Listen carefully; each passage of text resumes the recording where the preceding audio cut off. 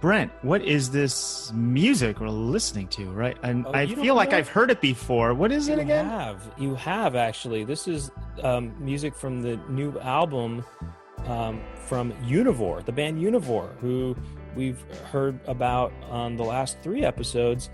This is from their new album called Sympathetic Vibrations, which was just released last week. That's right. This is their 7th album. Playing right now is this is the instrumental version of the track "Life's Too Short to Be Afraid of Love." Okay. You know what? This reminds me of Janet Jackson meets Huey Lewis and the News dipped in chocolate hummus. That's kind of that's what I would say. I would describe it as kind of Enya meets Synergy meets sort of mid to late 80s Germany. This sounds like Sperm Swamp meets Philip Glass or something like that. Meets Steve Reich meets John Adams. Meets Hall & Oates, Hold the Oats. Exactly. You got it. I think we got it. Right now, if you're an existing Poundcast Patreon member, you can join today at the Pound Pimple or Pound Pumpernickel level, and you'll be able to download this album for free. All right, the new album, Sympathetic Vibrations, this very instant. And you can also go to univore.com, or you can follow them on YouTube and Instagram and all the other places. And last of all, Univore. Univore loves you. You heard it there.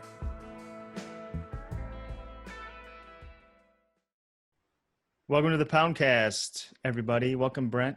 Welcome, Doug. We got a nice little hangout kind of show with Ben Jacobs, a.k.a. Max Tundra, coming up in just a bit. If you don't know, we're just hanging out and just hanging loose. This is just a loose episode. We're just hanging out. You know, it's fun. Yeah. Catching up with our old mate. With our old mates. And I say mates because, Max Tundra and Ben Jacobs. Yeah, and if you don't know Max Tundra, look up his music. He's one of our favorite.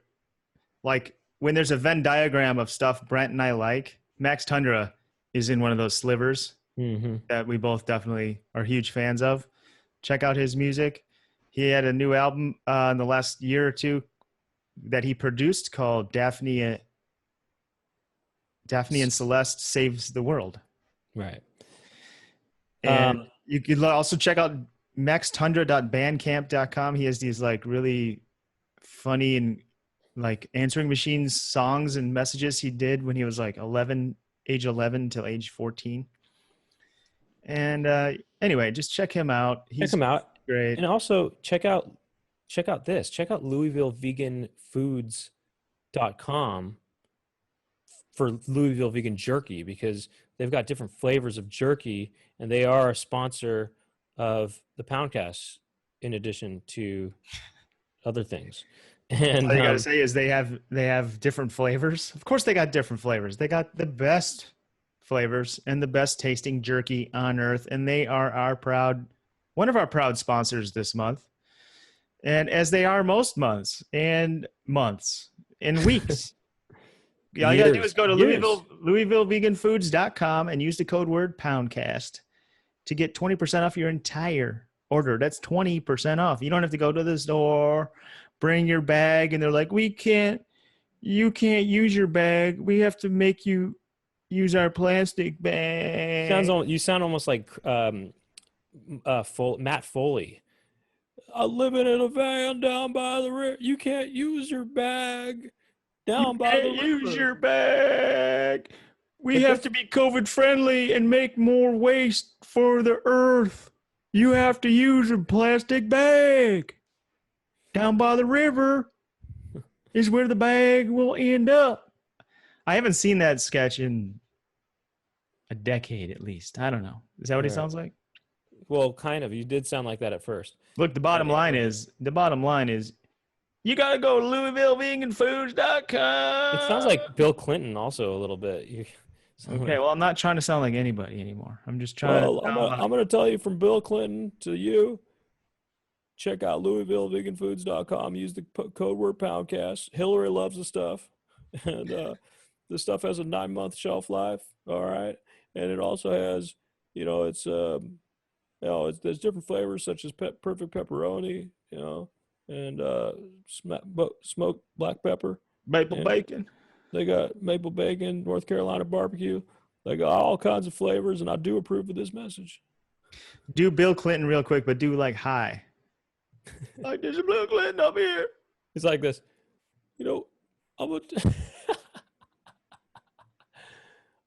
I'm Bill Clinton. I just smoked from the ganja pipe. You sound the same. You got to go up. Okay. High pitched Clinton. I'm Bill Clinton. I'm Bill Clinton, and I'll prove this message. Look, I'm gonna tell you right now that I like smoking.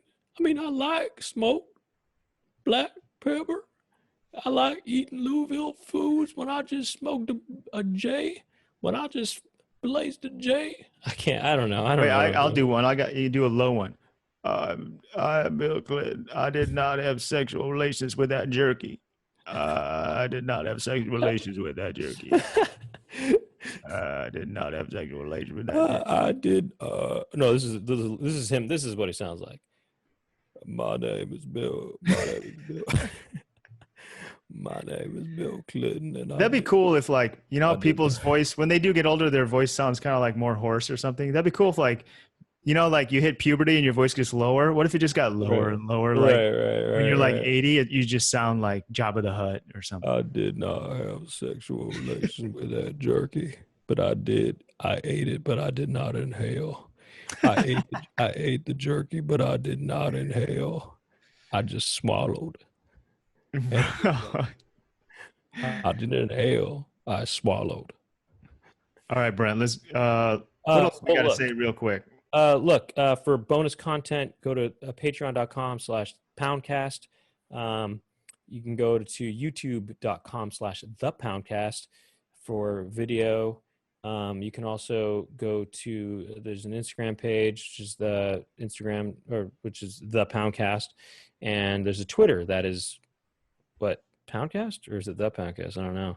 One of those. Check them out both. Check out both of them. Subscribe to both of them regardless.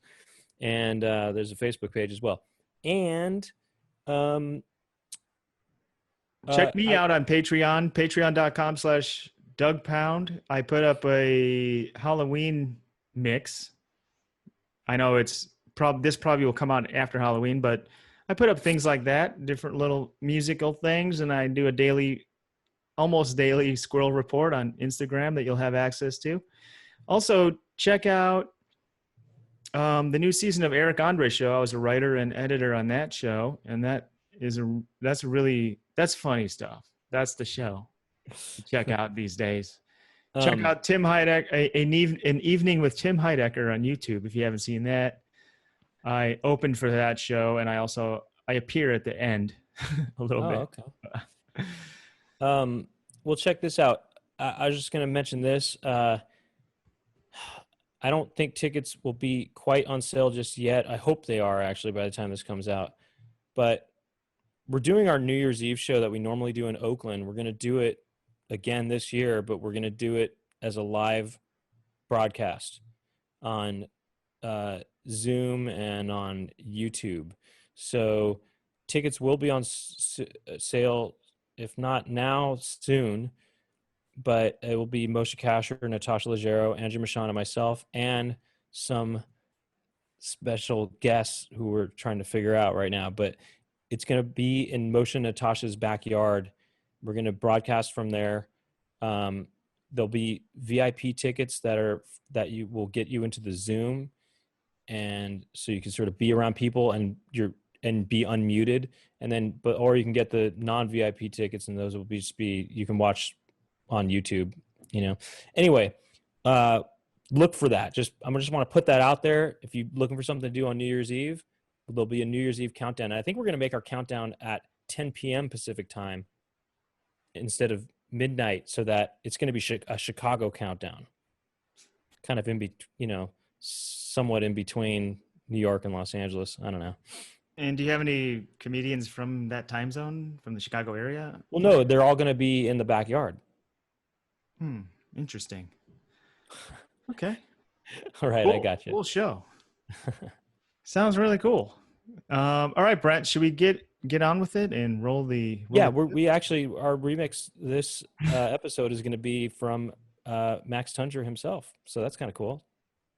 All right, let's roll the clip, and then we're gonna hang out with Max Tundra for a little bit. Okay. See what's up with him? Okay, roll the clip. Welcome to the Poundcast. Welcome to the Poundcast. Welcome to the Poundcast. Welcome to the Poundcast. Welcome to the Poundcast. Welcome to the Poundcast. Welcome to the Poundcast. Welcome to the Poundcast. Welcome to the Poundcast. Welcome to the Poundcast. Welcome to the Poundcast. Welcome to the Poundcast.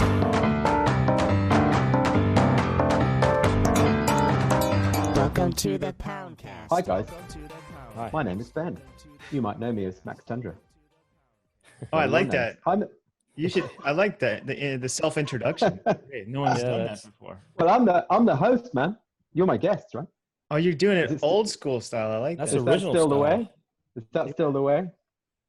There we go. See, I've been a long time listener, Steal away. long time participant. Yeah, exactly.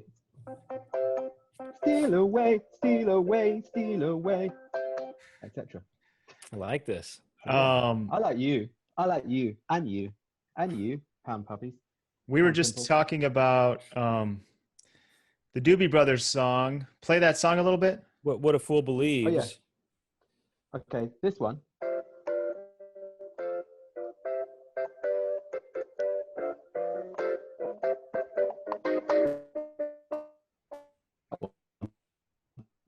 Which I'm playing on.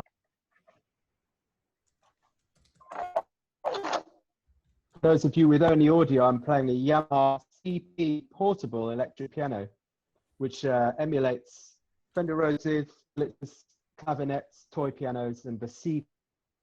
And a lot of people realize I'm gonna play a little bit of which means "Steal Away" there's no lost connection. by Robbie Dupree. Let's listen to that a little Let's bit. check the internet connection. Wow. Wait, hold on, Doug. He's not Oh. there right now. Hold on. Okay. Okay. Cue this up. Hi. I'm gonna cue this up a little bit here. Here we go. Nice. Is that our bed?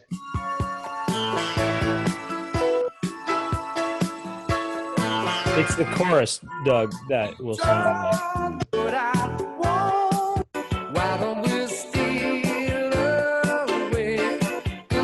Oh yeah. It's similar, isn't it? Wait, play "What a Fool Believes" now. Yeah. Hang on. So.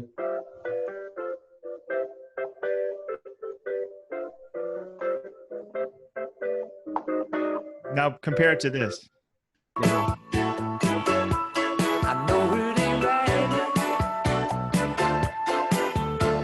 It's similar, isn't it? Is that a different key? It is. Yeah. I mean, That one's look, in the sort they're both good songs. Yeah, they are in different keys. I probably wasn't playing mine in the right key, but you know. They're both good songs. So you come Thank in. you, Ben Jacobs, for having us Hi. on the podcast. It's an absolute pleasure. Thank you for coming along. This is our guest from London, England. Yeah, man. That's it. Longtime friend of the show. You've been on probably this is probably Absolutely. your third time now, huh? I think it's my third appearance. Yeah, but I'm quite often name checked by you guys. Have you heard Max Tundra? I hope you still do that. Do you still do that from time to time? Of course.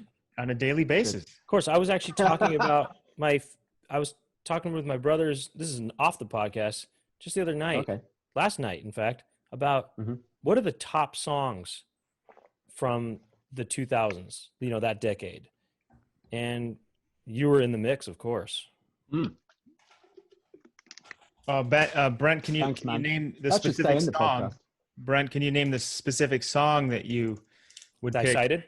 I was thinking about probably Number Our Days. It's probably, Oh yeah, there we go. that's in the top.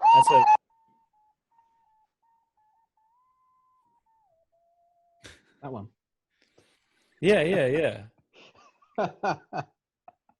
Do that again.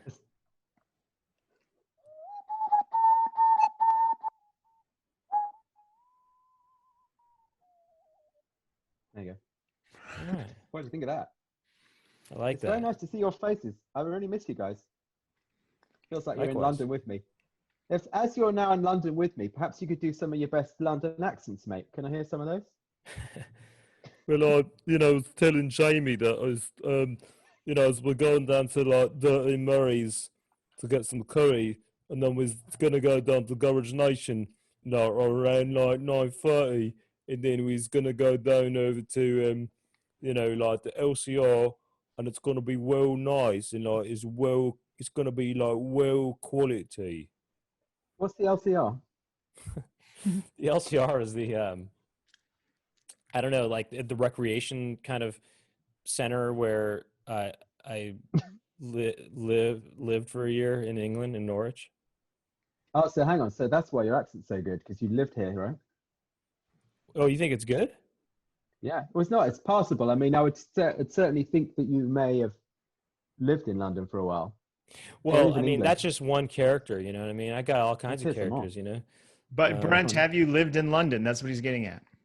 I didn't live in London. I lived like an hour and 50 minutes from London. Where? Do you know what they're talking of Norwich. London? Do you know what this is? Hang on.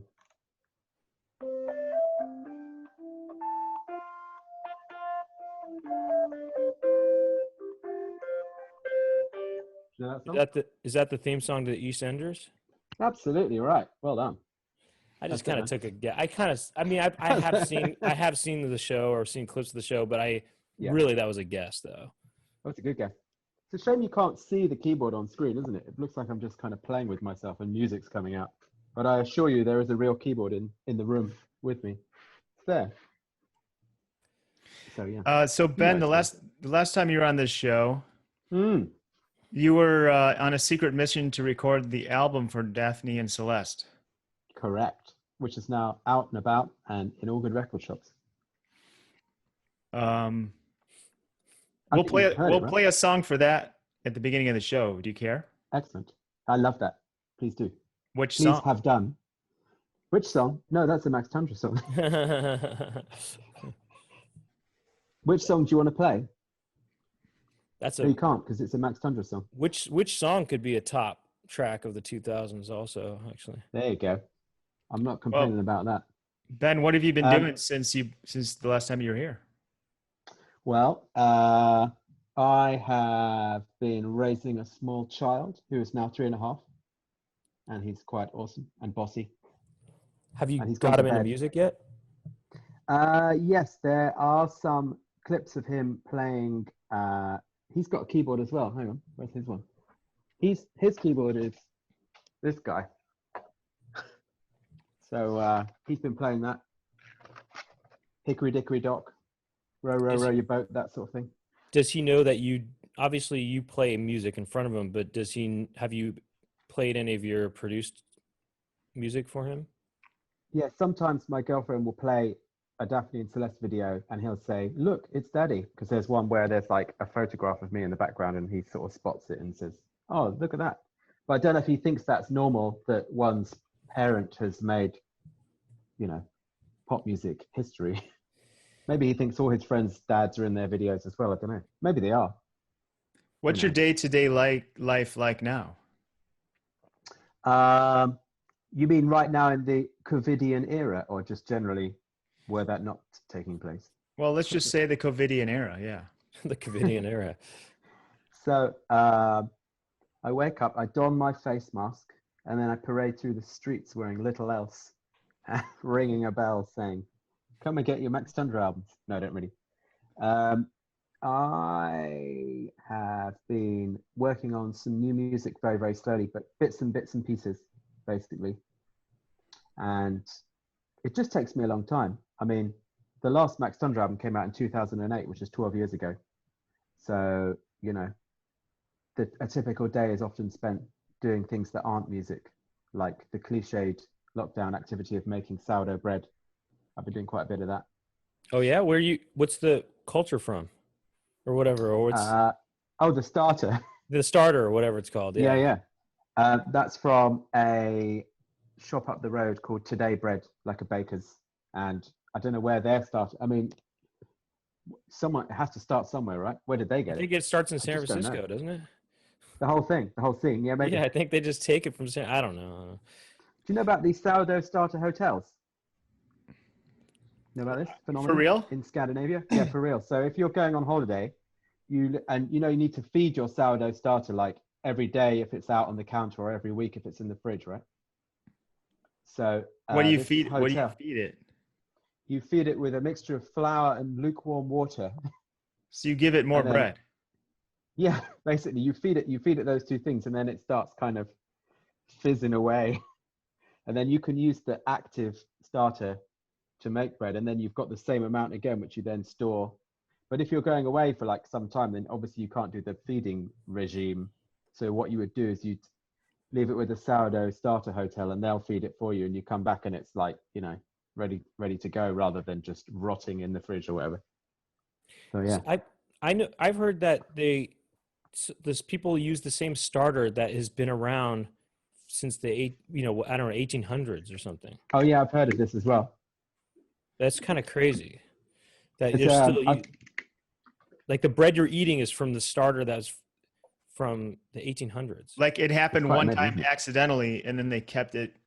They were like, Kept we got to it, keep fed this it. going, keep a little bit. Yeah, that's it. left. Yeah, exactly right. I don't even understand it. Can you explain it to me? Because that's what they say in San Francisco. All the bread in San Francisco is from this one starter. Really? How does Wow. it? Tell me about this. What is a starter? What does it look like? Well, so I can go and get mine from the fridge. Do you want to see it? Yeah. Should I go and get it from the fridge? Yes, I would. All right. Well, bear with me for like 2 seconds. No, I'm just look, get it we're gonna here. wrap. Doug and I are gonna wrap, and then Okay, you have go yours. get that starter. And I want to see what that original bread looks like. So I anyway, like that wall. I want to learn about that wallpaper. I wonder if that looks like Victorian. Like, is his apartment in London? From like the Jack the Ripper yeah, era. well, it almost looks like, yeah, it looks like a room in some sort of museum or something, almost, or a historical. Oh, I thought of Brent. I thought of a children's horror movie. Oh yeah, what's that? Jack the Ripper and the Beanstalk. I like that. So like Jack the Ripper, Dude, we is- got to do. he's that's a the serial game. killer, and he's trying to kill this person. He's trying to kill this giant. Anyway. Oh, here we It's are. a giant kid. Oh, that's it, huh? Look at that.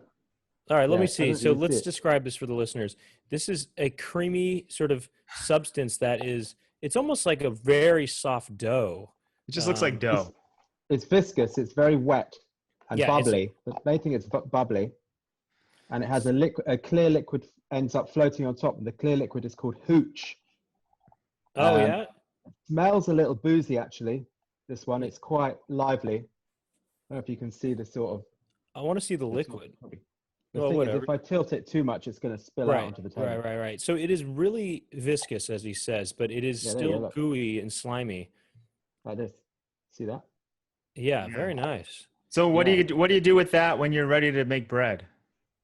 So what you do, I mean, there's a number of ways of doing it, but essentially what you do is you take an amount of this, and then the same amount of flour, and then the same amount of lukewarm water. So it might be like a cup of each, right? And you stir them together, the three substances, and you leave it out in a bowl until it passes the float test, which is you put a drop of it in a cup of water. If it floats, it's ready to cook with. And then you follow a sourdough recipe, one of the ingredients of which is fed starter, which is what you've just done. You add that, add the flour, and then it's just a bit of a palaver. You put it in something called a proving basket, which is basically a wooden spiral bowl, which imprints the distinctive, in the top of a sourdough loaf, there's that nice kind of concentric looking motherfucker on So the you're top. saying a mold does that? It doesn't. Yeah, Oh, that's right. So it sits in this thing is called a proving basket. And then the longer it sits in there, it makes this shape. And then you can experiment with slashing the bread in certain ways. I do like a double slash. I can send you photos. I don't know if you want to put them up or whatever, of some breads I've made. I love bread. I love sourdough, by the way. It's so good. I love sourdough. I would post you one, but you have to kind of eat it the day or the day after it's made. So by the time it arrives, it will be very stale, I'm afraid.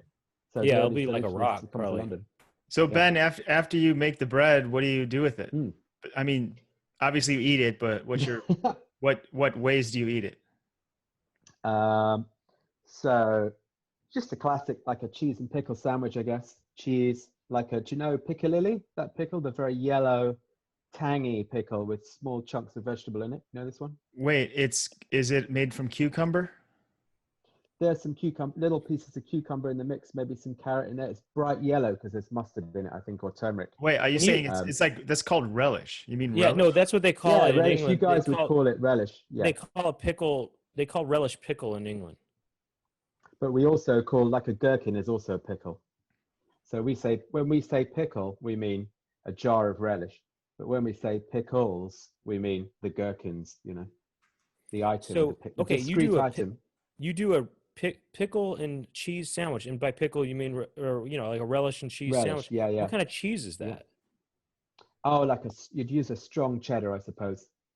This sounds awesome. I love it. I want it right now. Yeah, it's nice. And then maybe a salad leaf mix, maybe some rocket. You call it something else, don't you? Oh, I love leaves. rocket. Do you call it rocket or do you call it something else? Oh, no, that's arugula, cilantro, isn't it? Arugula and rocket. Arugula, that's it. Yeah. Okay, there we go. Arugula. Arugula. Okay, well, let's hear Brent. Let's make let's each of us make our ultimate sandwich. Well, I want this. I want the pickle. What you got? The pickle, the cheddar cheese and rocket. Pickle and like a rocket salad, and sometimes maybe slices of tomato. Although that's a controversial filling. Some people don't like. I like the tomato, or the tomato, but I like. I wanted to keep it. I like that simplicity of the pickle, the cheese, and maybe some arugula. That sounds good to me. I want that. And what you would do is maybe not toast the bread, but put it in a toaster for just enough to kind of warm it up, but not toast it. And then that would be the. Is your bread looking like a baguette kind of thing, or it's more a round kind of? Forget about it. Let me see if I can find a pic. No, that's going to be dumb to show you a picture on my phone, isn't it? I'll just send you a picture of it. But yeah, basically it's the classics, like a squished sphere, spirally top. Got it. Slashes. Got it. I get it. Yeah. Okay. Well, anyway, it sounds great. I love it. And my ideal sandwich, to answer your question, Doug, would probably have to be. I like ones that have fruit in it, with slices of pear. Fruit. Yummy. That's like a dessert, right? I want to get I like some smoked Gouda with some pear. Mm-hmm. You know what's a really good sandwich, actually, is Shaky Alibi in Los Angeles. It's a waffle. They have a Liège waffle as the bread. Did I ever take you there, Doug, or did you ever go there with me?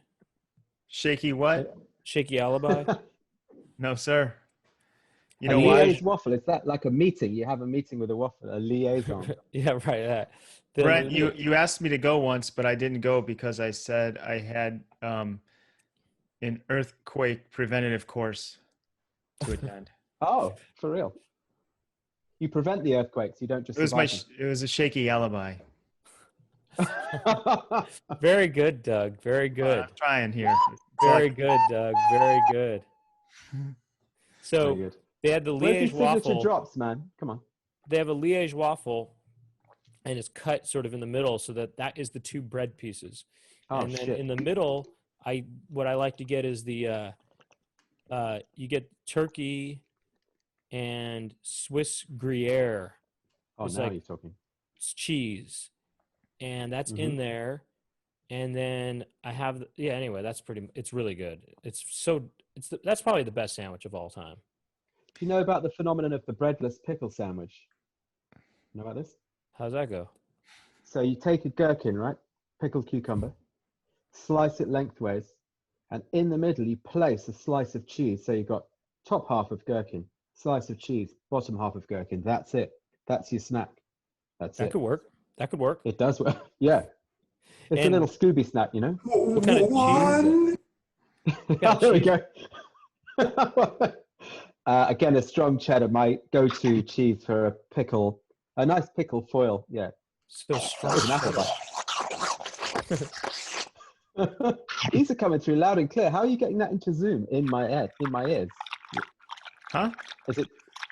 I think he's just playing it. It's his microphone's picking it up. Right? Ben, I have nice. a Scarlet. I'm loving this signature. No, I have a Scarlet Oh, USB I see. interface. Come on. Okay. Oh, so you got an extra input. You think I'm not using an interface for this?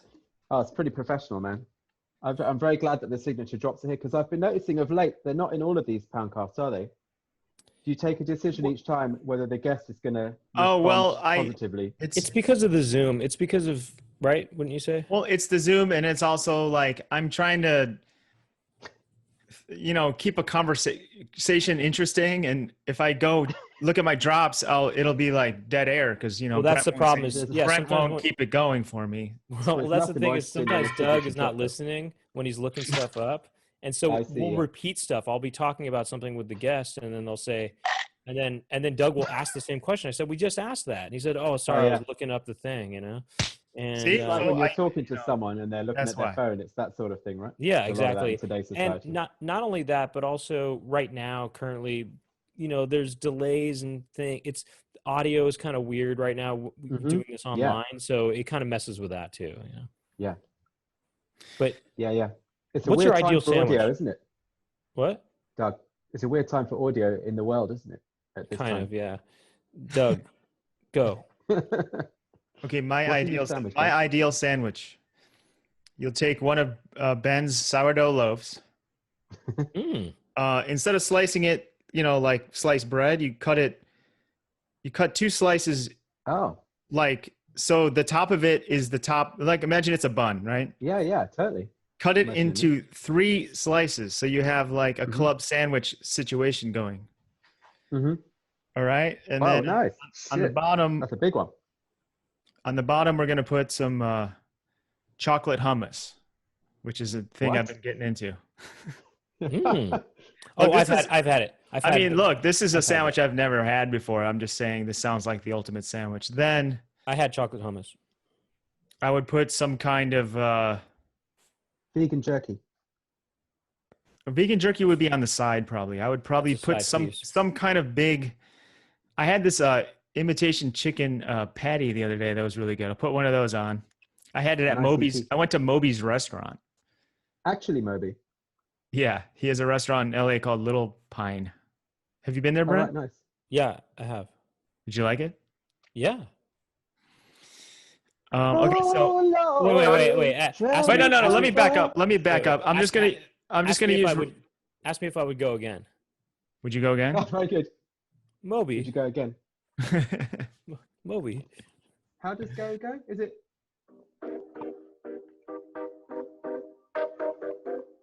Is that go or is that the other one? That's Jam and Spoon, isn't it? Which one was go? I don't really know Moby's songs, to be honest. I'm familiar with his brunch menu from being there the other day, but I don't know his discography too well. There's one that goes, oh Lord, it traveled so far. I know that one, yeah. But I also know the song about We're All Stars or something. Oh, yeah, that's it. Remember that one? Carry on, Doug. Yeah, I do remember it, yeah. Okay, I'm going to start over. The first, I'm not going to do chocolate. I'm not going to do chocolate hummus. I'm going to do regular hummus at the bottom layer. Put a little mustard down. Yeah. Like a Boca chicken patty. What kind of mustard? Sorry to back up. Yellow mustard, baby. I like French's. Yellow. Yeah, French's. beautiful. Love it. Absolutely love it. French's. Yeah, French's. Then we'll put on that second, and then we'll put on a little spinach. And then we'll put on the second layer of bread. Then we'll put on another chicken patty. Wow. Then we'll put some pickles. You said then we'll smear. Then we'll we're not going to. No, we're not going to smear yet. Then we're going to put on some pickles.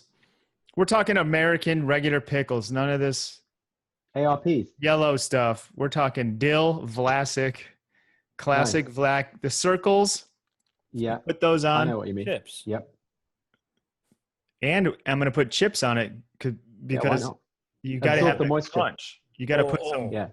Oh, you got to. I'm going to put some salt and vinegar, like chips, whatever the best brand of that is. I don't know, kettle chips or whatever. No, it's Lay's. Or crisps, as we would say in Britain. Crisps. It's Lay's. I Crisps. tell you, Lay's are the best salt and vinegar chips. They're better Or than all Walkers, the other as we brands. call them. Walkers, they are in Britain. Lay's, Yeah, did you know that? Walkers. Yeah, actually, Yeah, oh there we go. god, and they have the ketchup chips in England, which I love. Do you want me to post you guys like a bunch of crisps from Britain? Should I send Of them on the course. post? Yes, please. Yeah, okay. I mean, you Why know, not? you I'm don't not done with my necessarily- sandwich yet, guys. Please, No, I'm into it. Doug Hop and the everlasting sandwich. That's- Well, it would have been very Alright. quick, but you guys keep stopping me. Keep interrupting my Do it. sandwich. Let's hear it. Then you put the other top of a piece of bread on. Then you put the chips. Then I don't know. I'm just trying to make this most epic. Maybe you put some tomatoes, some heirloom, like a thinly sliced couple discs on there, Yeah, and man. then Coins. more mustard, please. Mhm. How about some oil and vinegar, kind of like a little dash of Yeah. that, just to Speak my moisten it up. language. Moisten it up. Speak my language. Speak my language. Some Chinese pepper, some five spice? salt and pepper. We're going crazy. Or actually, we my don't need God, yeah. salt because that's on the chips. Oh, yeah. Then we're gonna put this herb flavored cashew cheese on the top, smeared on the bread, Yeah. and we'll lightly toast the bread a little bit, just a little bit. Yeah, So yeah. it's warm and it's got a little crispy edge to it. There you go. And then I'm gonna sounds cut it up into 3 pieces, and we each get a bite. If Well, only. okay, you were describing, I love it, and you were describing a sandwich that you created. I described a sandwich that does exist, but if I were to create, just really quickly, Ben, is I would say, real quick, I get the sourdough bread. I like your idea of chocolate hummus. Put that in there. Mhm. You get turkey, and you put the pear on there, smoked yeah, man. Gouda, sliced smoked Gouda cheese, pear, and that would be really good. Oh, and then put some chips in there, crisps in there. Can you salt and describe vinegar. it? Describe it. Go ahead, Ben. Your turn. Oh, mine was the cheese and pickle, wasn't it? What's your ideal sandwich? I mean, this is the oh, ultimate sandwich. Like you're on death row. Oh, and you yeah. need one Okay. more Here we go. Right. Here we go. So, do you know this cookbook called Salt, Fat, Acid, Heat?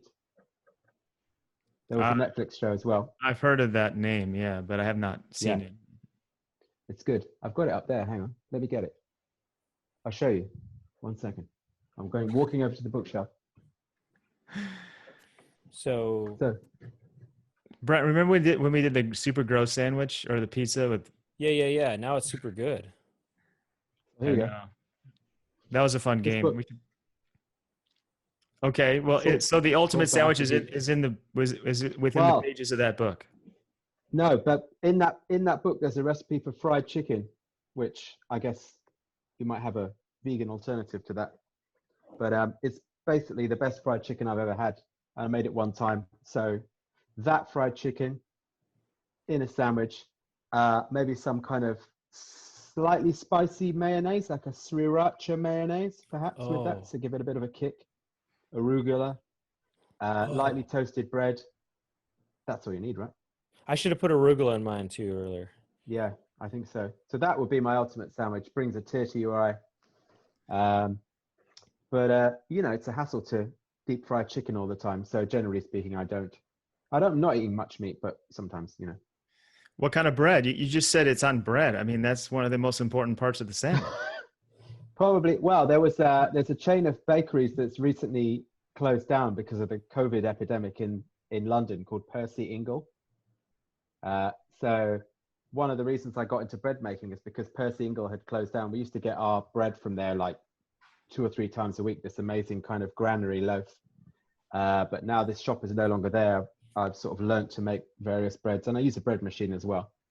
So the Percy Ingle, may it rest in peace, granary bread would be the bread for that particular sandwich, I would say. How does your bread stack up to that Percy? It depends what mood you're in. I mean, on certain days, I would immodestly say it's maybe slightly superior, my one. But if you're feeling lazy, you just want to open a packet and the ready sliced bread is in there, and there's nothing quite like a Percy Ingle loaf. But they're no longer going, which is a great shame. So yeah, bread. Did they actually have to close permanently? I think they sort of Well, I think a few companies used the pandemic as cover for just sort of laying off staff, didn't they? Maybe they were planning on downsizing anyway, and then they were hoisted by their own petard, shall we say. And I don't really know what the story was because they were doing pretty well. And then certain shops were allowed to stay open throughout the pandemic. Do you remember? I don't know what it was like over there, but certainly like food shops, food's an essential item, right? You wouldn't close a food shop. But the per single branches were all closed, and it said, we're opening again in 2 months' time. And then they opened for like another week, and that was it. And they could have stayed open the whole time, but for whatever reason, they didn't. So I don't know, kind of weird, right? What's the situation like over there in London these days? Like this. Do you mean the showed us vibe? some of his starter just now. Do you mean with the vibe in London? Yeah. It's okay. It's quite strange because there's a wild variance in adherence to the COVID advice. On the one end of the scale, you get conscientious people who are, masked up even to leave the house and may not even leave the house unless it's utterly essential, via mask wearers that keep the nose out. You ever see that? Someone's wearing a mask, just the nose is sticking out. Does that happen in California Yes, as well? all the time, and it makes me just think so annoying. that it puts your penis away. It makes me just think of a penis sticking out of pants. Penis hanging out. Yeah, I mean, exactly. I did a tweet saying it's the same guys who are just don't want to wear a condom, right? Yeah, it's not comfortable. I'm not going to wear it. It's fine. I don't want to wear it. It's not Right, but it's also women too. It's men and women that just have their noses sticking out. I just think, put your noses out. penis away. Yeah. Man and then and you woman. get the other end of the scale. You've just got like people just kind of walking around like, I'm a bit of a Larry David. If someone's coming near me kind of coughing, I'm guessing you're similar, Brent. You might just move away. Absolutely. Have you left the house even? I mean, I do get groceries, I go to the store, get groceries, but that's about it. Mhm. I don't, Right. I pick up food, but no, I haven't seen anybody. No, fair enough, man. And do you ever feel like do either of you think you may have caught it at some point early on? Like, did you have a cough back in March or anything? I actually, at the end of December, I got really sick. There you go. I don't know if it was here yet at that point, but I had a fever and a bad cough, and it felt like I had pneumonia or something. I could have There you had it. Huh? That's probably it, right? Maybe. Like it was New Year's knows? Eve. I was really sick. Early January as well, but so maybe I had it. What's really depressing, probably the most depressing thing about this virus is that all the hideous world leaders who have contracted it have all survived it. I was hoping that some of them would have been, laid permanently to rest. In England, what's the equivalent of Trump supporters? Tony Blair supporters? Boris Johnson? No, Boris Johnson, isn't it? Yeah, I mean, Johnson is a big Trump fan. I think Johnson will be quite upset if Biden won, which is another reason why Biden should win, really. Yeah, it's weird over here because it's like Britain's seen as a sort of like a much more sort of polite, sort of friendly society in many ways, but essentially Johnson's the same as Trump, just in Union Jack clothing instead of with a red hat on. Wait, so in hideous. England, do the Johnson supporters drive around with like pickup trucks with like the British flag hanging out the back and stuff like that? Or I'm trying to think of like what's a British what's a British car what the company? look would be. Maybe it's like the kind of flag that Maybe they like would have had during when like America was a colony or something like that, or is there was there a flag for like before right independence of the United States with like well, was there a flag for that? I mean, there should have been. I don't know. I mean, I suppose it's less tribal over here. Like over there, you'd get like a Trump supporter, and it's like they've got all the Trump merch, and it's like MAGA and all the phrases and all that. But I suppose a Boris Johnson supporter would often be someone who would happen to vote for him, but who would also just be a massive racist.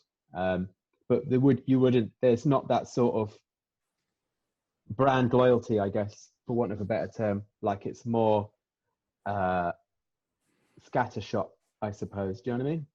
Like it wouldn't be like, oh, that's a Boris Johnson supporter. You just see some guy in the street and it's like, you know, maybe when it's the election time, they're weighing up their options and it's like, oh, this is the guy who said, you know, horrible racist things about Muslim women. I think I'll vote for him, you know.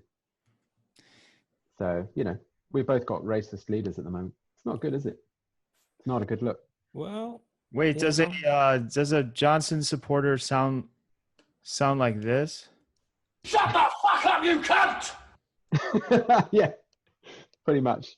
Yeah, They just walk around like this. Shut the fuck up, you cunt! That's me when I see one of them, usually. If I see someone who's voted for Brexit. Look, I'm about to show you something. Let's hear it. See it. Check this out. Look, You gonna share the screen? Yeah, I'm going to share the screen. I don't know if this is what this is and if this is legitimate or what, but I think this is maybe what this is. I think this could have been like the basically Wow. original. Look at I mean, that. this is what those guys. This is what the good old boys. Hoshi. This is what the good old boys in anyway. So what it is it looks like an American flag. It has a red and white stripes, but in the corner instead of the stars, it has the British flag or something like that. The Union Jack. And so Wow.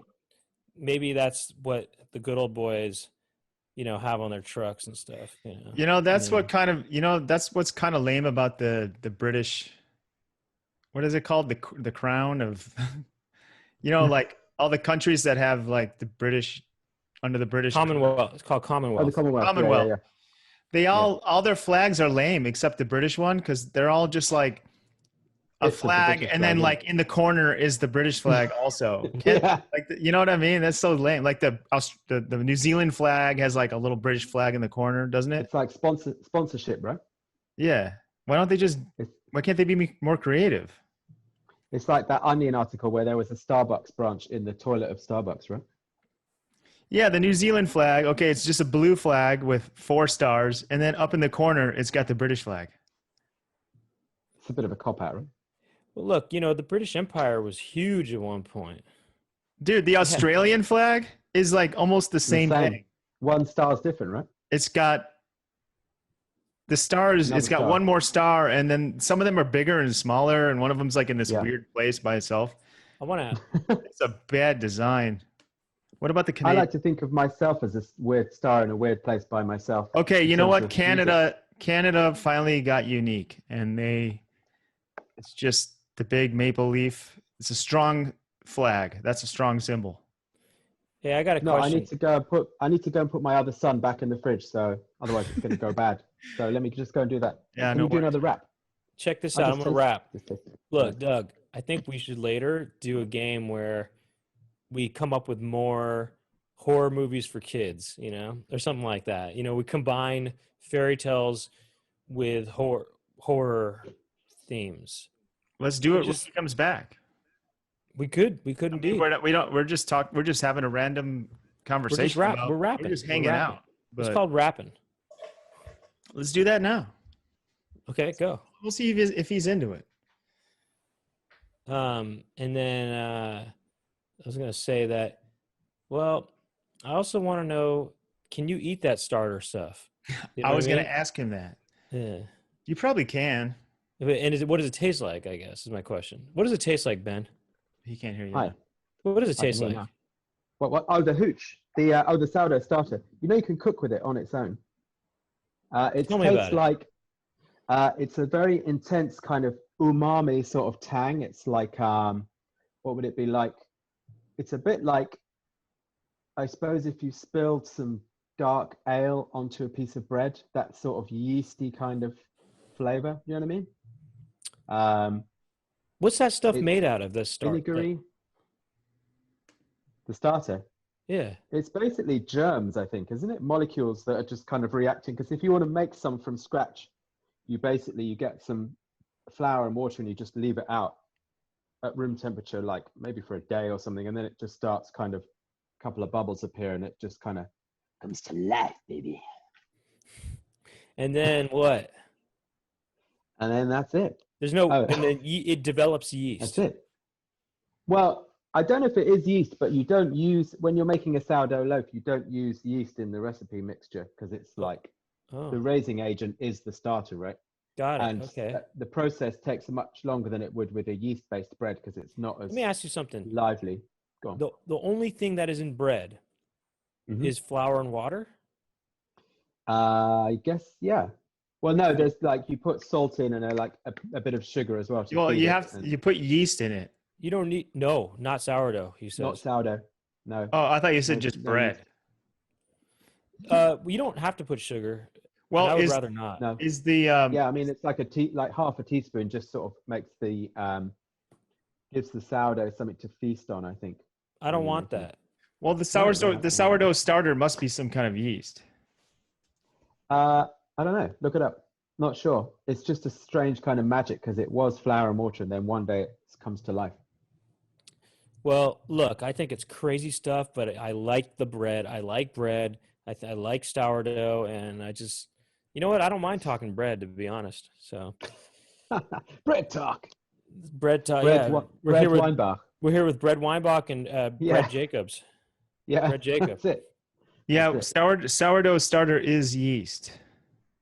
There we go. It is yeast. What? That's confusing to me. So, what's the scoop, man? I mean, you're trying to do, you're trying to make a horror movie for kids or what? Let's do it. I would like to do some weird soundtrack. Oh, the last thing I did was that Charlie XCX remix. You guys heard it, right? Oh yeah, that was cool. Yeah, that was awesome. Yeah, I just sort of did that for How fun. did that come about? I just did it off my own back. Basically, she uploaded the stems to Twitter. She just posted like a WeTransfer link, and a bunch of random people, including myself, just did a remix. And me being me, mine took like 6 months to do. So I guess everyone had sort of moved on by the time I posted it. But people seem to like it. It's got a few plays off SoundCloud. How come it takes you so long to make music? The work-life balance. And also I'm exhausted a lot of the time. Maybe it's long COVID, I don't know. I don't know. I mean, now that I'm a dad, I think, every day you want to make sure, my main focus for the day is making sure that my son has a nice day. And on a day when he's not in nursery, I'm the bulk of that. And so at the end of that, there might just be a little bit of time to maybe watch something on TV or just kind of read a book and then go to bed. So sometimes I have to sort of force myself to power past the tiredness and like stay up late and do a bit of music. You know how it can be. How do you make sure your son has a good day? Sometimes we go to the forest, go for a little walk around the forest. And sometimes we paint pictures together, make little sculptures, sing songs. He's very good at doing impressions. Of who? He does Edward G. Robinson and James Cagney and yeah, that's it. Yeah, just like the local neighbors, basically, like his friends and stuff like that. And how many? What's a good amount of? What's that? Build houses out of Duplo, like this one. Hang on, you know what Duplo is? It's like Legos. Yeah, there you go. This kind of thing. Oh, it's like big Legos. Yeah. Yeah, so it's big. So Arthur made this. So we talk about like the numbers and the things. Yeah, it's big, right? So how many spanks is a good amount to, keep your son in line? To make sure he has a good, happy day. Yeah, isn't make that sure a brand of underpant, isn't it? The Spank. Right, that's right. Yeah, yeah. How many spanks does your son wear? Yeah, exactly. How many spanks does he go through in a week? Probably like one a day when he soils it. Yeah, right. Do you? Is there any like children's movies or books that he likes or that you've read to him? Oh yeah. Or adult books. Can you name any? Or does he like any adult stuff? Well, we accidentally bought him a Superman comic that's got some very graphic issues in it. Like there's some scene where he's like dealing with some meth addict, I think. So because Arthur can't read yet, we can sort of pretend something else is going on in the picture and just describe the image. I'd What like did to you see. What did you say it was? What? I can't remember what that was. Probably a bar of chocolate or something. And then in terms of movies, he really likes Frozen and Frozen 2. We sing the songs from Frozen quite a lot. And he likes the Studio Ghibli, I don't know how you pronounce it, Spirited Away, My Neighbor Totoro, all of those. He likes those a lot. He likes the Bee Movie with Jerry Seinfeld. Oh, hang on.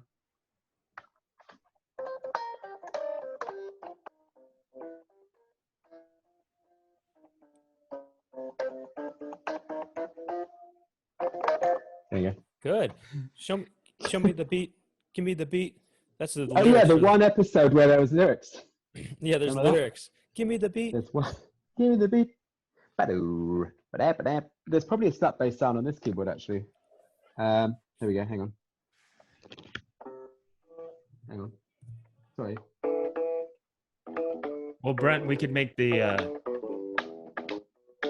horror movies from his children's collection. That's what I was trying to get at there. There you go. Show me the beat. Give Yeah. me the beat. Give me the beat. Okay. You guys so- Seinfeld fans? yeah. Like it? Sure. Who isn't? Yeah. Who's What's not good in a the world of Seinfeld? What's good in the world of comedy these days? Who are you following? Means I watched Borat the other day. I laughed a lot.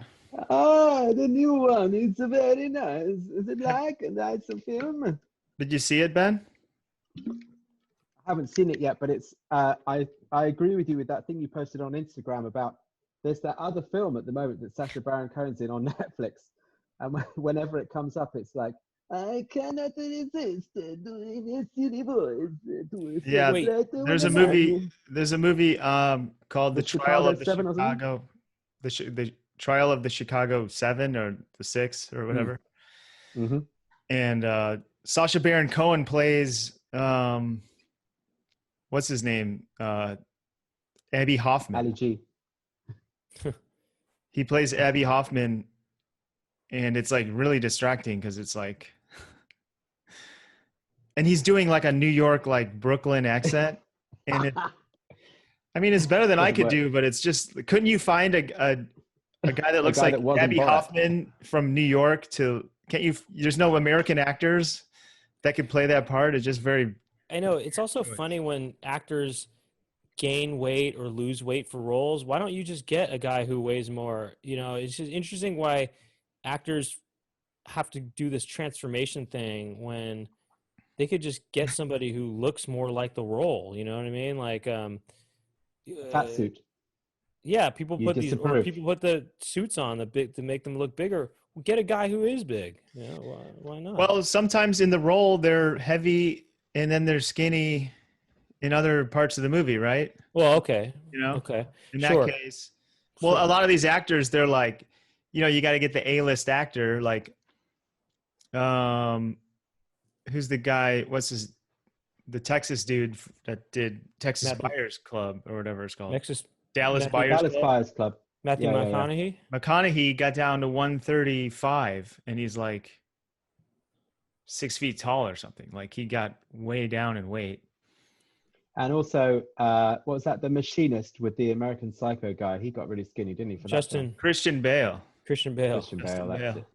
Justin Bale. Yeah. Just Yeah, in but time. maybe if someone's really that weight and is there any like actors that are like that good that are that sick already. they're skinny like or on fat. death's door of like how skinny they are? I don't know. Well, that one they guy, happen to DJ be Qualls, good. is pretty skinny. Yeah, Qualls could have done breakfast Dallas What about Buyers Club. Breakfast. Skinny Dallas Pete from Breakfast. Breaking Dallas Breakfast Club. The Dallas Breakfast Club. Oh, that's a Skinny funny Pete good from mashup. Breaking Bad. There you go. Remember him? Who? Skinny Skinny Pete? from Breaking Bad. Yeah, yeah. Skinny Pete. Yeah, Skinny Pete. He's a very good piano player, by the way. Did you know? No, is he really? He can play the piano. There's like an outtake of him just playing really amazing piano. Yeah. Really? There you go. Skinny I think Pete. there's one scene in Breaking Bad where he plays piano for a bit just so he could do that. No, really? Yeah, really. Look it up. I don't know. I don't remember seeing him play. You know, I thought it was a big reveal. You know, Doug and I saw the Breaking Bad, that El Camino. What was it called? El Camaro. Or Oh yeah, what Camaro? did you think of that? Well, I kind of whatever, but I mean, I just thought the big reveal was you got to see Pete without the beanie on. I just thought, whoa, Yeah, right. okay, he's got hair. Yeah. Yeah, that's it. I liked the overhead shot of the apartment he was ransacking. Remember that shot? That was He's cool. like going in all the room. They built it especially to fit the aspect ratio, didn't they? The shape of the room. I See love, about that? you know, I mean, look, here's the thing. I really like Better Call Saul. That's my favorite show in the franchise. You know, It's good, isn't it? I think it's better than Breaking Bad. I'm looking And forward to the next. What do you reckon the next one's coming soon? Do you reckon they filmed it pre? not till next, COVID? I mean, not till 2021, but it's, I think it might be the last season or something, or they're going to do one season split up into 2 seasons kind of, but I want to see more Jesse. of the Gene stuff, you know. I want to see him in Nebraska. I want to see that. That's interesting. Yeah, you know? right. Yeah, that would be Anyway. good, wouldn't it? Yeah. I like that's Well, the stuff. Yeah.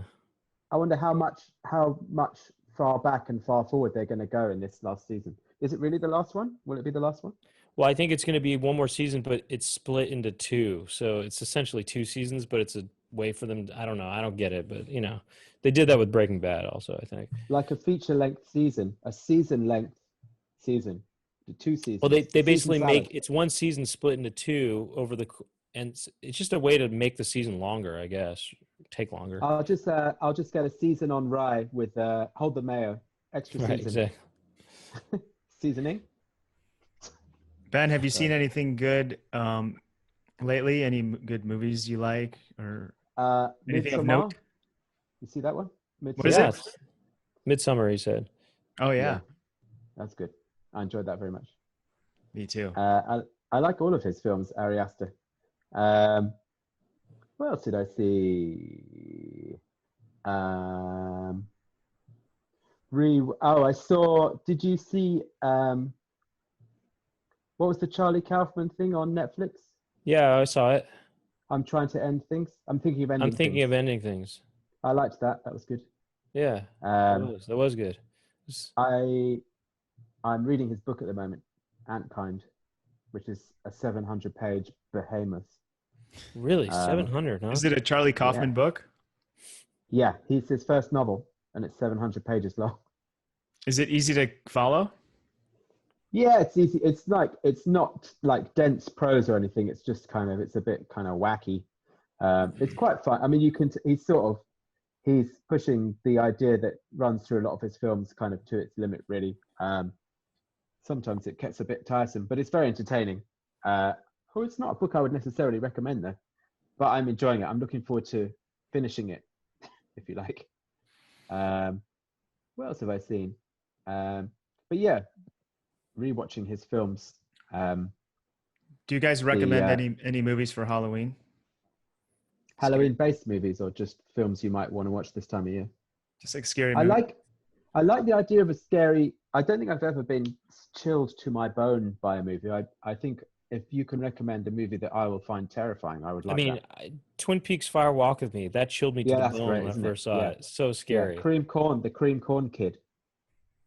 Well, is that, yeah, and then, but also just there's so many And moments in David that Bowie. that are so weird and scary. I got so scared watching that.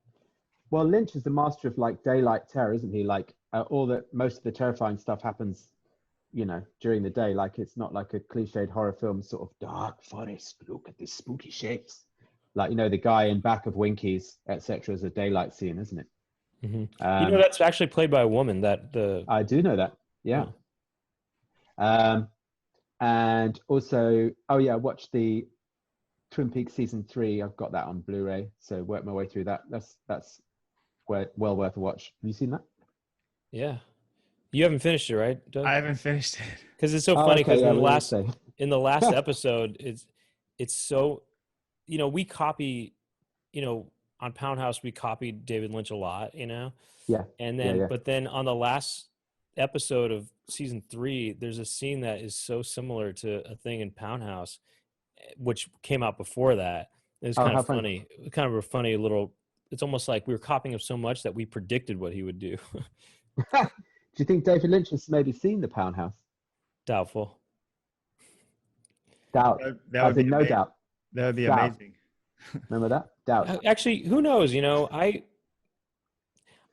don't know if I'm allowed to say this, but I'll just say I know somebody who worked with him. I won't go into Oh. detail about what the relationship was, but and I don't know. I wonder if through that person, who knows? Could have Yeah, been there we like, go. hey, Mr. Lynch, check out this web series. Hey, God, Mr. right. Hey, Mr. Lynch, check out this web series, dude. It's like he's some kind of like server guy who works for him. I God, saw this right. movie the other day called Slugs. Sludge or slugs? Slugs. It's a B movie from 1988. Oh, okay. As in the slimy creatures. It's like supposed to be a horror movie, Oh, yeah. and Is it horrific? if you can find it, check it out. It's kind of You like know, if you want to watch a dumb, not scary horror movie, with like a group of friends or something. sounds like ticks. There's a movie called Ticks. Yeah, it's about these big ticks, giant ticks. And what's funny is Alfonso Rivera is in it. I don't know who that is. He's Don't know who played that is. Carlton on The Fresh Prince of Bel-Air. Oh, right. Oh, yeah. And what's funny is my sister and I saw him at a car wash once, and we had just seen Ticks. He's in Ticks. Nobody's even heard of Ticks, right? And we were waiting near him, and we said, "Oh, excuse me." Instead of saying, "Are you from Fresh Prince of Bel-Air or Silver Spoons?" Because he was in Silver Spoons also. We said, "Excuse." Well, I think my sister said it. She said, "Excuse me, are you in the movie Ticks?" And he said, Did he love it? He was nice. He said, "Unfortunately, yes." He said it just like a Carlton kind of guy would say. You know? Nice. The Poundcast episode with your sister Brent is one of my favorites. The first one she was on. Really? Very funny. Yeah, she's a funny Oh, wow. lady. She's Yeah. hilarious. She's the Yeah. funniest person I know, actually. The whole family. There's a family one as well, isn't there? Yeah, that's right. Yeah. Yeah, it's good. Yeah, we should get her on again. Yeah. We get her on this season. Ben, I got saw a question the, about I your. saw the. Tell me. Go ahead, Ben. What were you gonna say? I was going to say other Poundcast episodes I've been enjoying lately. What's the guy, the Canadian slutmobile guy? Who's he? Say what? The Slutmobile? You know about the slutmobile? He decorated his parents' car. Oh, Tom as Green. The slutmobile. That's it. Yeah. Yeah. His one was good, wasn't it? And I was in IKEA at the time listening to it, and I laughed out loud at the rollerblades bit. You remember that bit where you're trying to get into the cinema, and he was calling out to the guy, "Hey, who's got the rollerblades?" Remember that? I don't remember that one. It was like you're trying to distract the guy, you're getting in free to the cinema, and the guy's starting to think, hang on, these guys shouldn't be here. And that's when you call out to a friend, "Hey, don't forget the rollerblades." And then the guy thinks, oh, they must be telling the truth. You can come in. Anyway, you'd love it. The Poundcast. Oh, yeah. Really Oh, excellent right, podcast. of course. You should check it out. Right. Yeah. Anyway, he seems I'm like gonna a have good to take guy, a right? listen to it. I'm gonna have to check it out. Yeah. Check that episode out. You should check it out. Now, That go good on, guy. You Doug. guys know him, right? Old friend. Yeah, we know him a little bit. Yeah, nice. So, Good time. Ben, is it common to can I ask a personal question? We don't have to include it if you don't like it, but Okay. the mother of your child is your girlfriend. Is that? And Yeah. I have a few friends that have children and they're like Mhm. not married, but they're like together. Is that a common Yeah. thing, or is Oh, that a is it common not to thing be there? married? Yeah. Not to be married. The Right. living in sin is very common. Yeah. Is that more Yeah, common in very common. London than it is? Well, I In guess you other wouldn't parts know of if it's- England.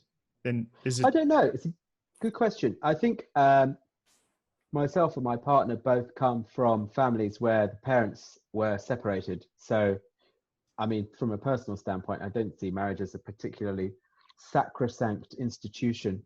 I don't know. I mean, maybe we will one day, but it's. I think, yeah, it's very common not to be married to your baby Significant partner. other. What is the SO. benefit in London to be married, or in England? I think there's some tax break you get from the government because I guess it's like traditional values. Let's support married people. I think you can like pool your tax benefits or something, or you get some kind of tax break or something. I don't really know. I'm not sure why either. It's quite odd if you think about it. I guess it's just the warm, fuzzy glow you would get of being bonded to someone for life. But, you know, coming from a family where my parents were not bonded for more than 8 years of my existence, it rings a little hollow, you know. But your parents are still together, right, Doug? Yeah. And yours, Brent? No, sir.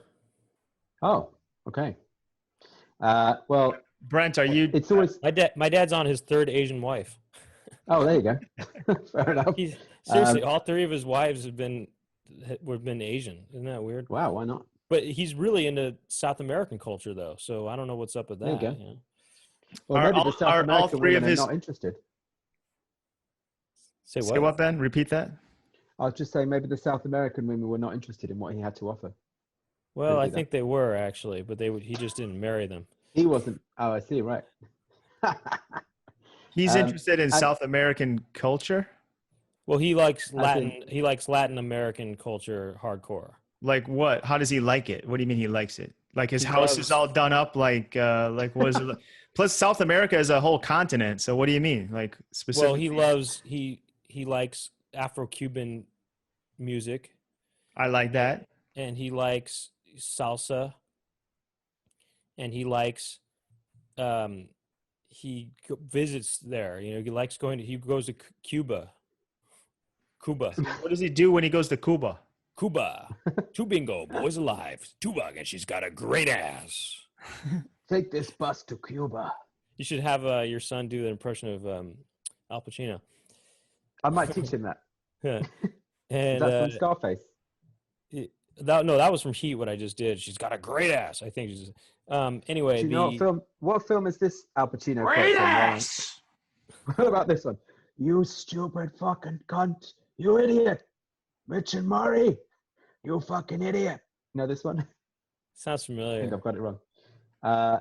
Glengarry Glen Ross. Wait, that was from Stupid the cunt. Sexy Beast, right?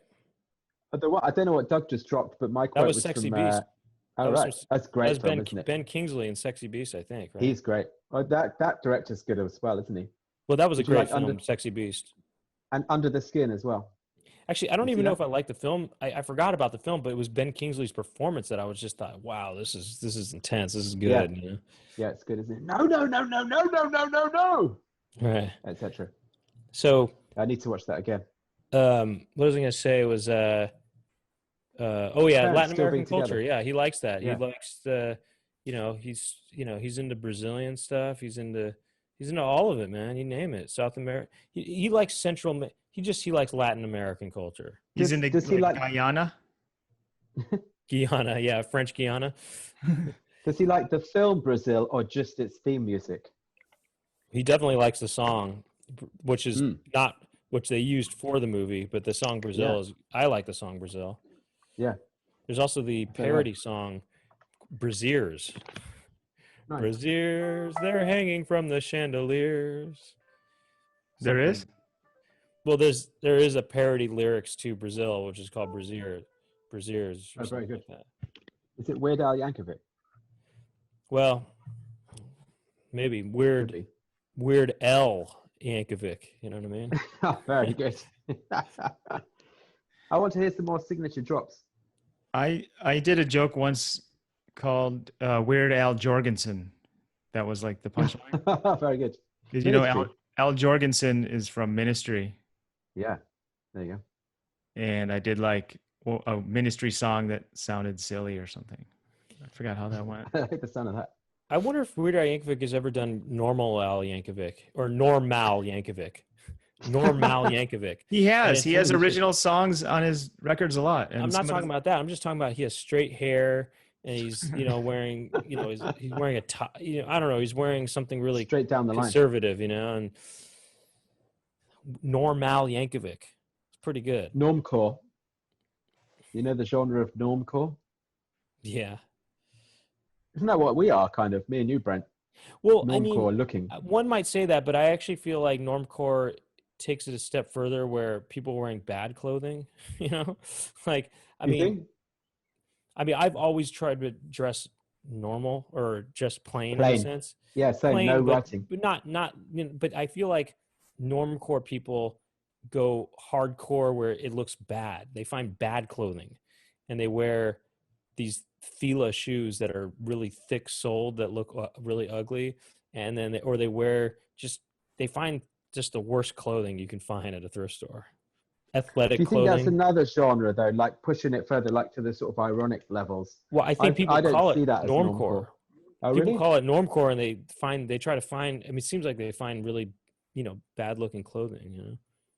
I think what me and you have got on today, Brent, like just a plain grey sweater. That's the look, really. Well, you're wearing for a the sweater. I'm future. wearing a sweatshirt. Oh, I suppose this is a jumper. I'd call it a jumper being British. I'm just Oh, yeah. translating it to American English for you guys. What about this? I mean, can't we're all see. wearing the same thing, kind of almost the same colors. Let's look at Doug. How do you look at Doug? You're going to speak, and then Doug he looks appears, like huh? he looks like a SWAT guy or something like that. Like you look like the guy from Mortal Kombat 3. You know, the guy who has a gun. Do you know the funk? I don't know what classic that theme is. from SWAT. You know that song? What's Know that song? one? What's that Theme one? from SWAT. Dun, dun, down, down, down.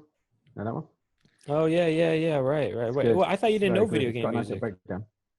Oh no, it's not a video game. I think it's a film, isn't it? A funky film.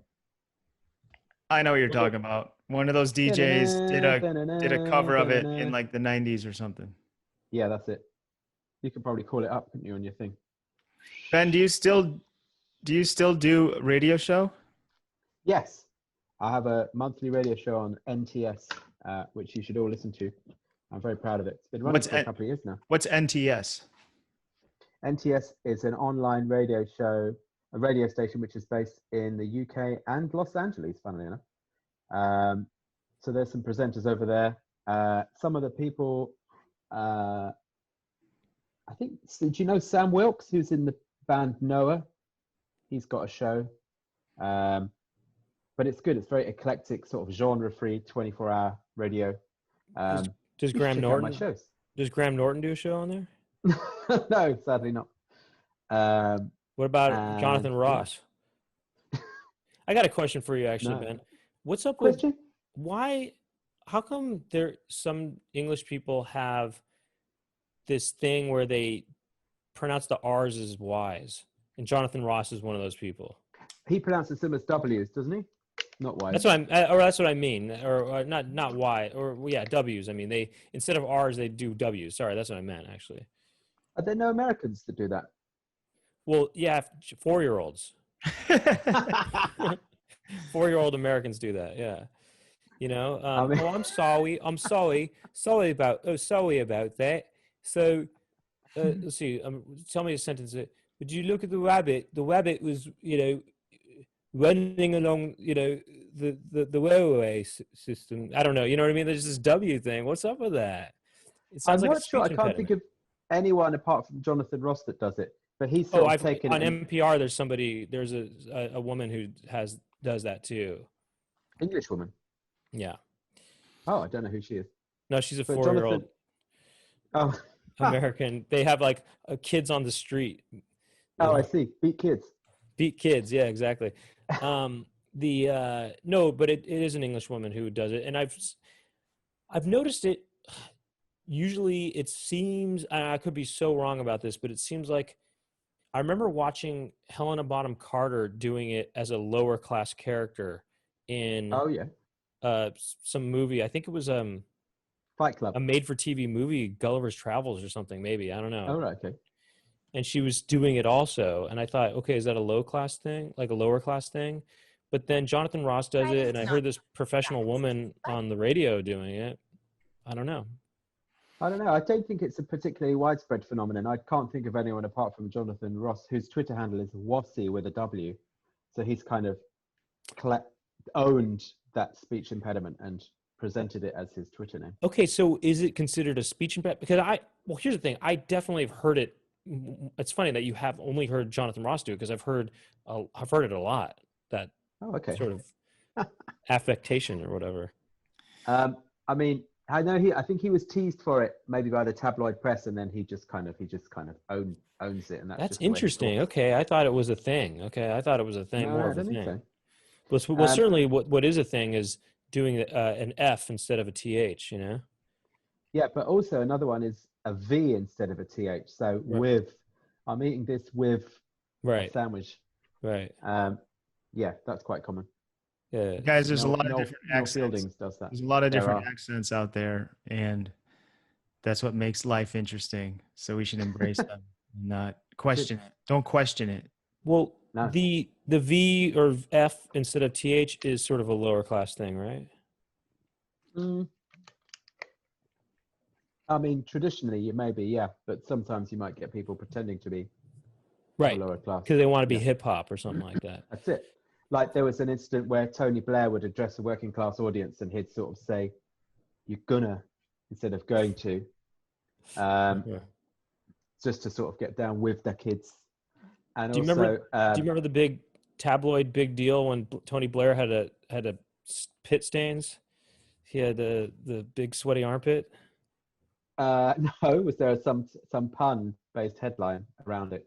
I don't know, but it was big Trouble in the news. It was pits. big news in the All right, tabloids don't when he remember had the sweaty armpits or whatever. I'm talking I about remember 2000.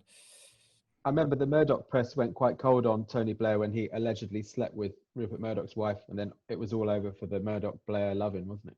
Remember that? I don't. No, I don't.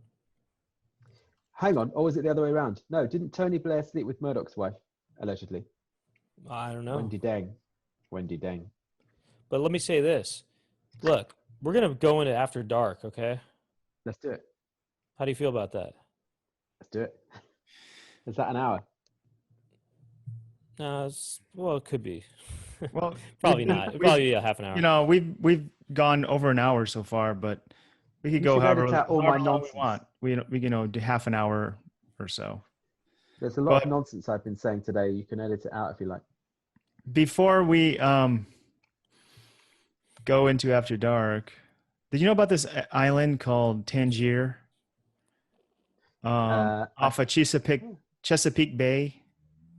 No, I've heard of it. It's like they have English accents, and it's in the U.S. Oh, weird. Max I'm going to Tangier. play a clip. I haven't heard this clip yet, but let's listen to it a little bit. Remote mountain areas or on islands along the East Coast. The speech heard in some of these places may sound very old-fashioned to outsiders. I can hang him in your Saturday night. Right. They drove his mom out. I had to get out. Sounds Liverpoolian almost. Cussing at me all day. She was behind the counter. She said, "It's a Lally Jack." I said, "Who's that, Mom?" The first permanent settlement, white settlement on the island, was in 1686. There's been people living here ever since.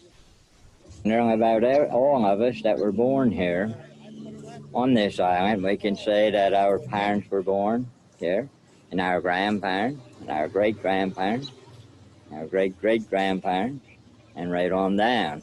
What amazes me is that I can be most anywhere. I can be in the mall in Salisbury, Maryland, for example, and I can hear Tangierman talking in the crowd, and I can immediately tell, hey, they're from home, you know. It used to be like Claude and them said you could follow the crabs right on down. Now they don't do that no more. I think you get on top of the water and swim when they get ready to load. I mean, it sounds like Southern with a touch of Liverpool. Cornwall, I would say. Oh, okay. Southwest Cornwall. England, yeah. I think Southwest England or Plymouth, somewhere like that, I would say. But it's a fantastic voice, isn't it? I've never heard that before. It's very funny. That's interesting. All right, well, Ben, it's great. It was great hanging out with you. Yeah. I feel like we just sort of hung out, and that's how it is sometimes. Just like that's how this episode is. It's just like we're just talking about whatever. No, it's called Hanging Loose with Ben Jacobs. Hanging Loose with Ben Jacobs. I like that. Super loose. Now, Ben, you released something really cool, which we didn't even talk about, which was your answering machine songs. Oh yeah. Do you like those? What is that, and how can people find that, and what is it?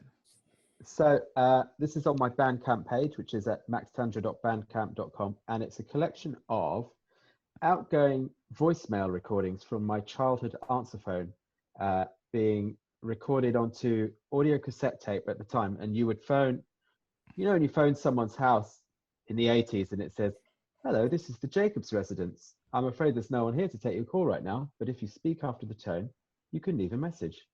I would kind of turn that idea on its head and do some very silly outgoing messages, which would not always provoke the response of a message being left, but would often startle the caller.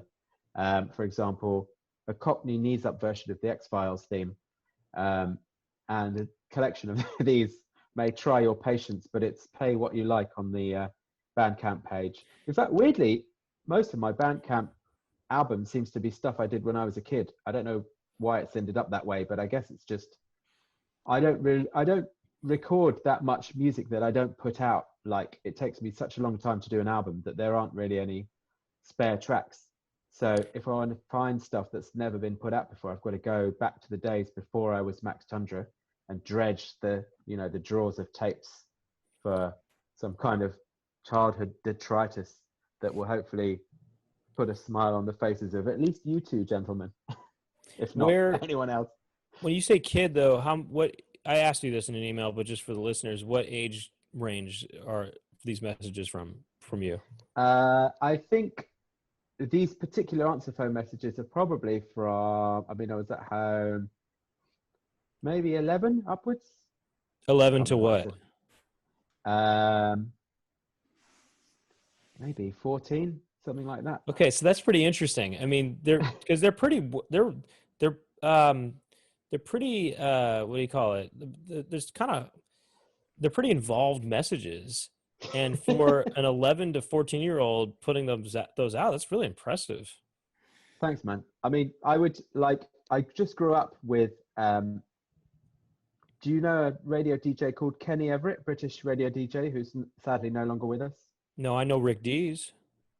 Rick Dees. I don't know who he is. I know Steve Dahl. I know Man Cow, but I don't know this other guy. Oh, Kenny Everett. So he would do sort of fuck around with audio and like do little sort of tape music concrete collages of just like really zany stuff.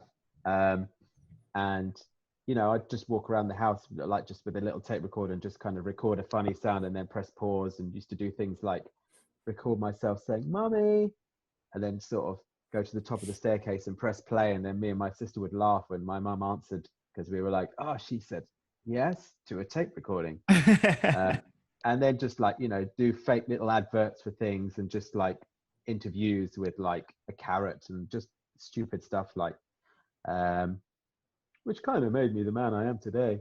But yeah, you get a sense of who I am and what I was like, how annoying I was to grow up with, if you listen to these messages.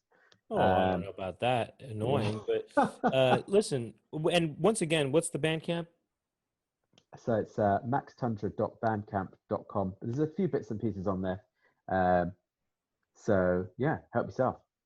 Also check out Max Tundra's music on at your local record store or on all your services of streaming and downloading services.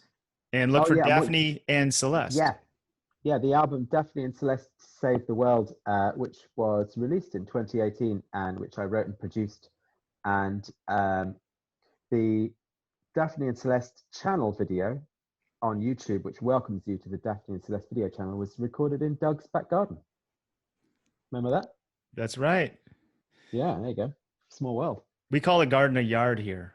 A garden is a garden where like backyard. Where like veggies are growing. That's a garden. All right. Oh, just specifically the patch with the green. Okay, so yeah, the yard. So you want to mosey on over to the yard this semester? I'ma take those eggs over easy. Is that a good American accent? That's right.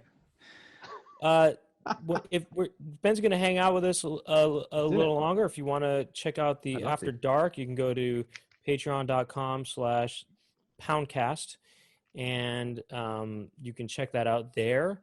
Thank you to Louisville Vegan Foods.